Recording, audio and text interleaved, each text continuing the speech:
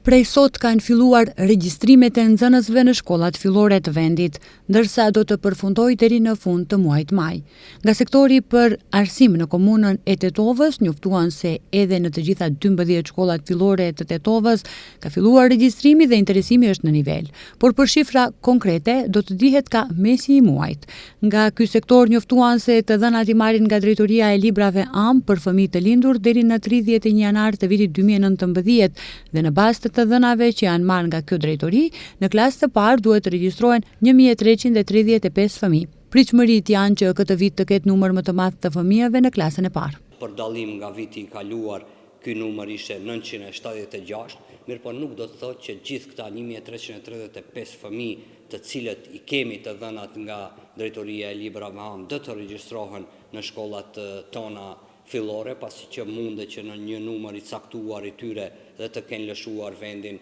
të jenë transferuar në ndonjë nga vendet tjera evropiane apo ndonjë qytet tjetër brenda Republikës, mirëpo mendojmë që këtë vit shkollor, domethënë në vitin shkollor 2025-2026, do të kemi një numër paksa më të madh nxënësve për dallim nga vitet paraprake, ku për fat keq për çdo vit kemi pasur një ulje prej 90 deri në 100 nxënës në regjistrim në klasë të parë në për shkollat fillore që janë në kompetencë të komunës Tetovës. Në ndërkohë, problem në vete është se në shumë shkolla brenda qytetit ka ngarkesë të nxënësve dhe në disa shkolla ka mungesë të nxënësve. Prindërit shpeshherë fëmijët i regjistrojnë në shkollat në pjesët qendrore dhe pse me rajonizimin, ata duhet që t'i dërgojnë në shkollën më të afërme. Sa i përket çështjes së rajonizimit, ajo është shumë decide taksative, e kaluar në Këshillin e Komunës Tetovës, i cili është edhe themeluesi i shkollave fillore dhe të mesme. Mirëpo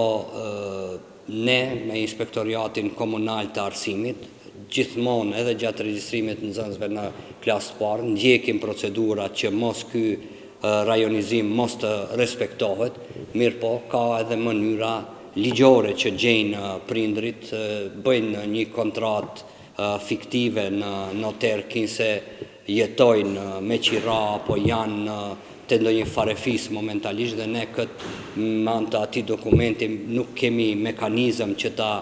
ndalojmë, mirëpo nuk do të ketë keqpërdorime të rajonizimit që një nxënës i cili i takon një rajoni të caktuar të regjistrohet në një shkollë tjetër, këtë normalisht që do ta ndjekim me anë të Inspektoriatit Komunal. Kjo sipas Dautit do të bëhet dhe me të vetmin qëllim që mos ketë disbalans të madh të numrit të nxënësve nëpër shkollat e qytetit.